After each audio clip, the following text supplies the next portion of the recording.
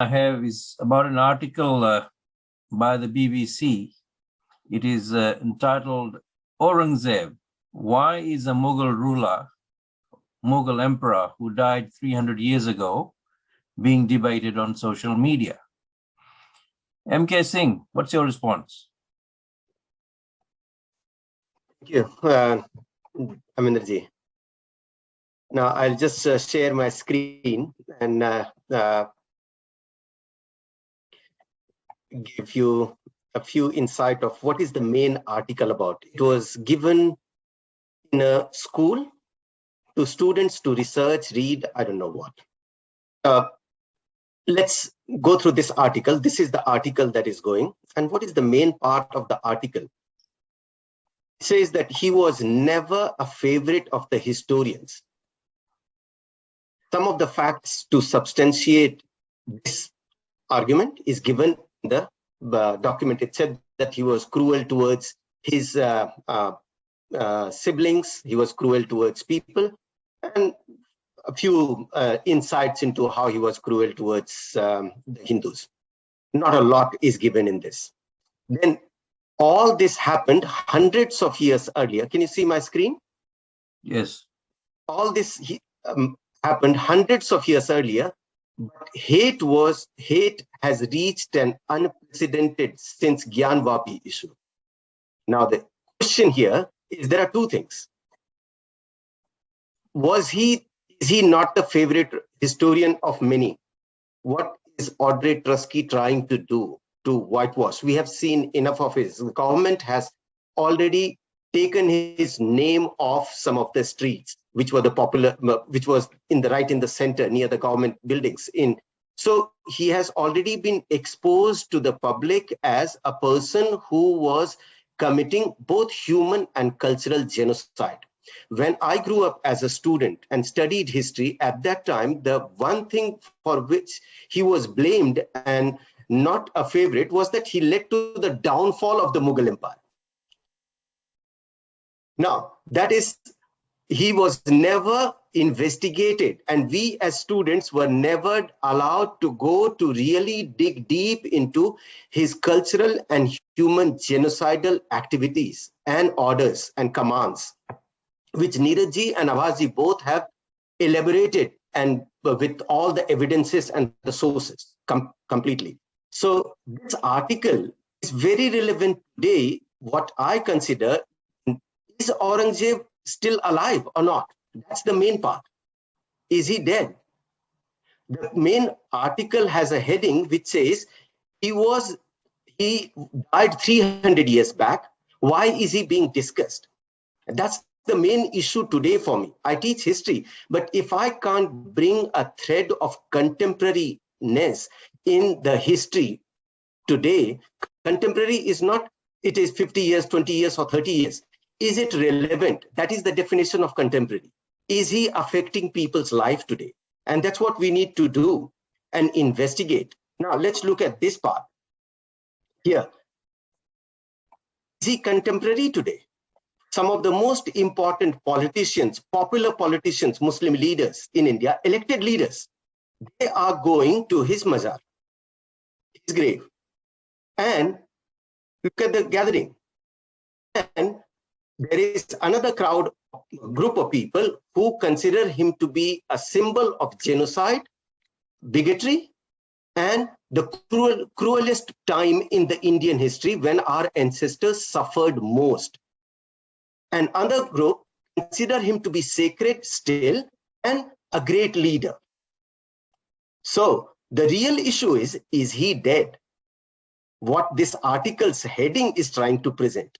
Now here, what is common between Aurangzeb, Fatwa-e-Alamgiri, and the Muslim personal law? You just Google search and you get enough evidence of it. So you go and see Mughal ruler. This is the article, and I'll give you some snaps of it. You have already seen that. So here it says Fatwa-e-Alamgiri. Now let's look at this. It says the relationship between Fatwa-e-Alamgiri, which he got composed, which was supposed to be the guideline for his governance and his future objectives. And this lists out everything. A common student in year 10 or 9 can go and find out. It is related to the Muslim personal law in India today, and the constitution allows it. People live through it. The madrasas teach it. Fatwa-e-Alamgiri is one of the main book which is being taught today as a book which is going to govern. And some of the top elected leaders, Muslim leaders in India, he said that some of the hadiths which were considered to be not a valid document, not to be followed by the Prince of Saudi Arabia, the leaders of India, the Muslim leaders, Mr. Owaisi, he is saying that Fatwa-e-Alamgiri is our document that we are going to follow. And you can find enough evidence of him stating this.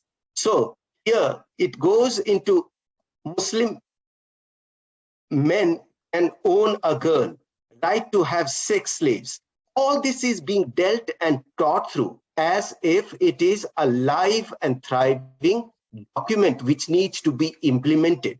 This is a recipe for implementation of Sharia law in stages. And a lot of people live through it. That is their objective. Part is being implemented through Muslim personal law, and part is their dream that they will implement it. Now, all this is there. Now, I don't want to go through this article. Now, compare Aurangzeb's Fatwa-e-Alamgiri to the personal law. Simple article. And there are hundreds of articles that you can find. Existence of this law board is hazard to millions of Muslim women. But this article does not go as to what will happen to the non-Muslims.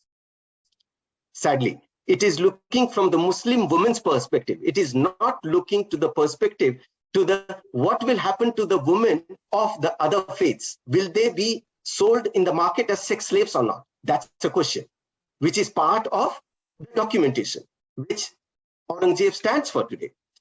Then what is happening in India today? When Aurangzeb destroyed Hindu temples, when the author is trying to say that this was 300 years back, it has nothing to do today. Isn't this today happening? Could it be possible? I'm just saying, is it possible those people who are constantly attacking the Hindu temples in India, look at the articles, just say Google search Hindu temples under attack in India alone, and you will get hundreds. Every year, hundreds of them come up. Some of them listed, some of them are not listed.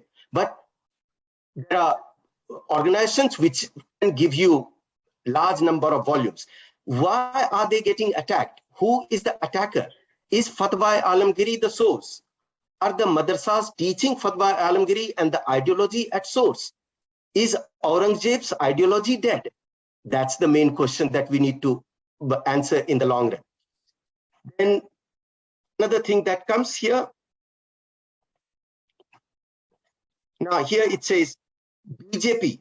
Another important argument that goes through this article is BJP is a Hindu nationalist party. Audrey Trusky says Muslim oppressed Hindus for hundreds of years, so they deserve to be oppressed today as a retribution for the past. Which political party is seeking retribution? Is it in the BJP's agenda? Is it any social or cultural or any organization in India is stating this? Can we find evidence of this? That is ideologically supporting this idea of genocide and retribution. Is there any action of retribution happening? These are the things that I would expect if I were using this in the classroom.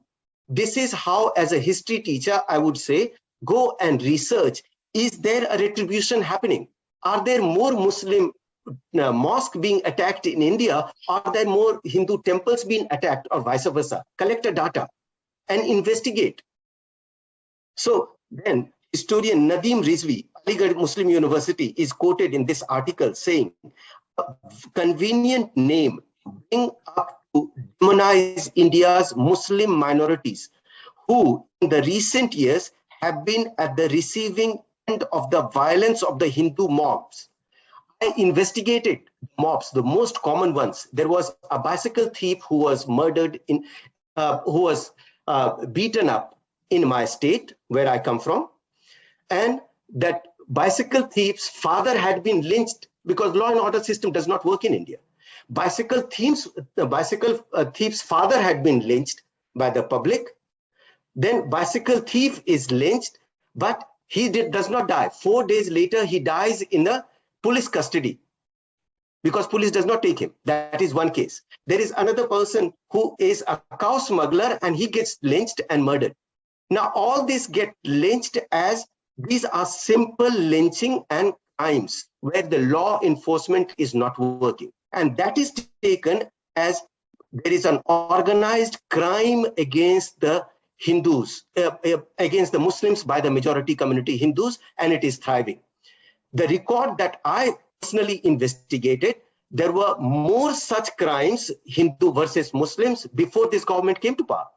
But the real motive of the article does not show any facts to substantiate. The arguments that this article is doing is trying to demonize the Hindus and demonize the current government of India. That is the main motive of this article. Professor Rizvi asks, so if someone is indulging in politics of 17th century, they are committing a far greater crime than Aurangzeb did in the 17th century. So someone who is committing a 17th century like Aurangzeb like crime today, what kind of a crime is being committed today, Aurangzeb like a crime? Are the mosques being destroyed in thousands or hundreds? Are the Muslims being forced to convert and given a choice? Is there a price on the Muslims being forced to convert to Hinduism and there is a price that you can get away by it by paying a tax? What kind of argument is this article trying to promote?